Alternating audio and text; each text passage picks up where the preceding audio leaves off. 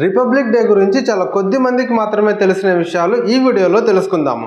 మనకి 1949 నవంబర్ 26వ తారీఖున రాజ్యాంగాన్ని రచించడం కంప్లీట్ అయ్యి దాన్ని ఆమోదించారు. కానీ 1950 జనవరి 26వ తారీఖున దాన్ని అమల్లోకి తీసుకొచ్చారు. దానికి గల కారణం ఏంటో తెలుసా? 1930 లాహోర్ సమావేశంలో అదే జనవరి 26వ తారీఖున పూర్ణ స్వరాజ్ని డిక్లేర్ చేశారు. సో దానికి గుర్తుగా జనవరి 26వ తారీఖు నుంచి దాన్ని అమల్లోకి తీసుకొచ్చారు. సో దాన్నే మనం ఇప్పుడు రిపబ్లిక్ డేగా సెలబ్రేట్ చేసుకుంటున్నాము.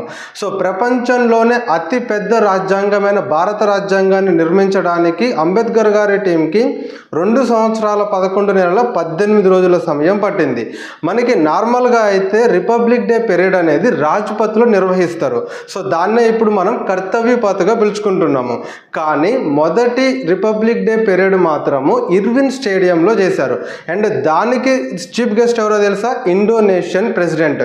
అండ్ ఈసారి మన రిపబ్లిక్ డే చీఫ్ గెస్ట్ కూడా సేమ్ అదే ఇండోనేషియన్ ప్రెసిడెంట్.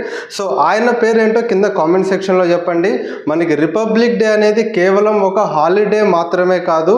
సో అది మన యూనిటీ, మన స్ట్రెంగ్త్, మన గుర్తింపు, మన రైట్స్ అండ్ ఎన్నో లక్షల మంది త్యాగాల ఫలితం.